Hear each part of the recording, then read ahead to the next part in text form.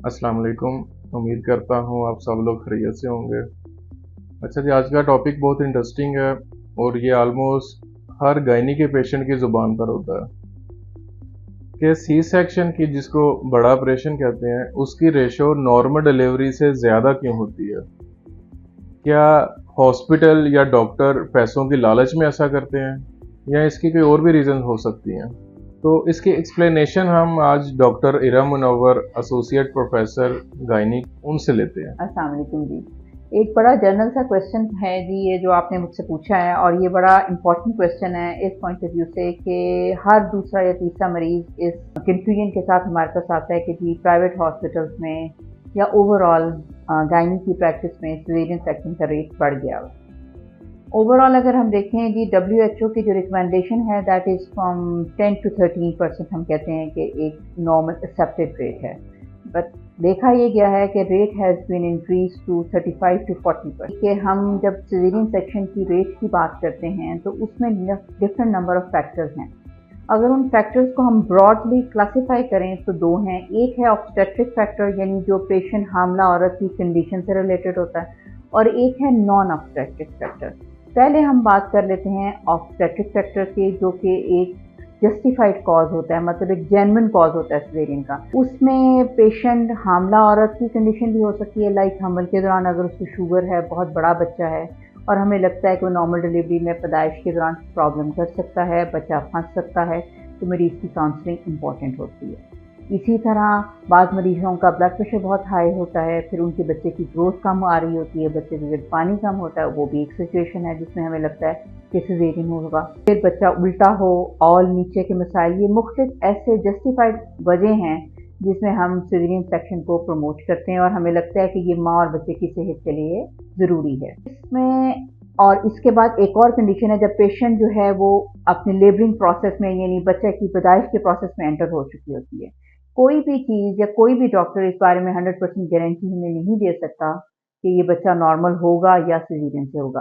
बाज़ का नॉर्मल चलती हुई लेबर एकदम रुक जाती है, बच्चेदानी का मुंह नहीं खुलता, और अगर उस लेबर को हम आगे लेके चलते रहें तो ऑब्स्ट्रक्टेड में एंड अप हो जाती है और वो फिर बच्चे और माँ के नुकसानदेह है।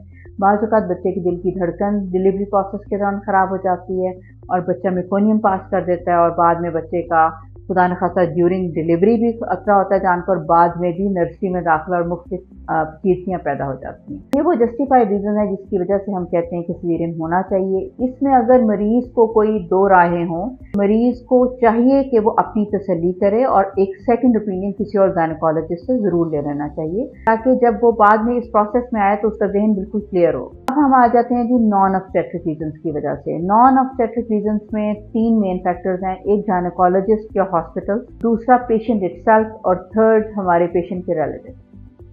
गायनेकोलॉजिस्ट जो हैं, कुछ गायनेकोलॉजिस्ट ज़रूर प्रमोट करती हैं सिजेरियन को, और it could be due to number of factors. और इसमें भी अगर आप पेशेंट्स को जिसमें अवेयर किया जाता है कि अगर उन्हें लगता है कि उन्हें लग रहा है कि जी हमारी डॉक्टर साहब जो है वो हमें सही गाइड नहीं कर रही, तो they can have the second opinion. Second reason है पेशेंट इटसेल्फ। हमारे यहाँ इवन जो एजुकेटेड पेशेंट है, जो एजुकेटेड वाला पेशेंट है, वो अनअवेयर है।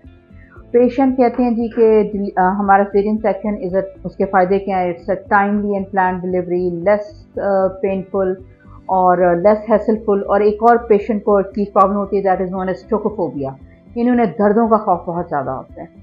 तो उसमें आप पेशेंट को एंटीनेटली प्रिपेयर करना शुरू करें कि how to cope with that mechanism. फिर एपिड्यूरल को प्रमोट करें, it's another very good intervention.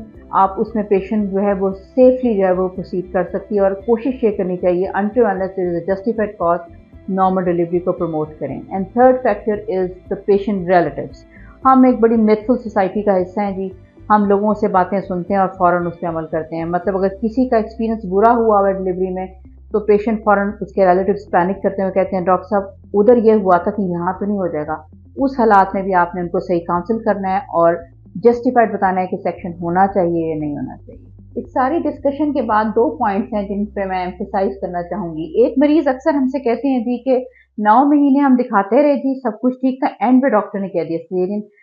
उसमें बात ये है जी कि कोई भी डॉक्टर, जैसा मैंने पहले भी अर्ज़ किया है, कि 100% गारंटी नहीं दे सकता। Obstetric is totally unpredictable field है, यानी हम उसको प्रिडिक्ट नहीं कर सकते ड्यूरिंग डिलीवरी एकदम हार्ट बीट खराब हो सकती है, बच्चे के दानी का मुंह नहीं खुल सकता, लेबर नॉर्मल प्रोग्रेस नहीं हो सकती, तो उसमें हमें सीजेरियन सेक्शन पे पेशेंट और बच्चे दोनों की जान के लिए एंड अप होना पड़ता है।